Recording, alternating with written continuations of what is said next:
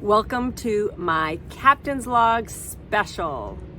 This is extra or bonus recording that I'm bringing to you because I just couldn't wait to work it into an episode. It was one of those really timely things in my life that I wanted to bring to you as soon as possible because it's a really rich topic. I want to share when I had a really big trigger. It happened over the new moon and eclipse energy, and for 4 or 5 days, I was kind of churning around the washing machine a little bit.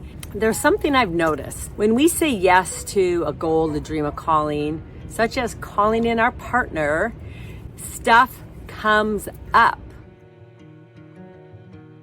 This beautiful man that has been in my life over time, my mind has wanted to figure out what our relationship is. What's, if we have unfinished business, what is, I'm like, my mind is like, what is that? And I am so grateful for how everything, just in this magic of my life, how I am sitting here now with peace and clarity.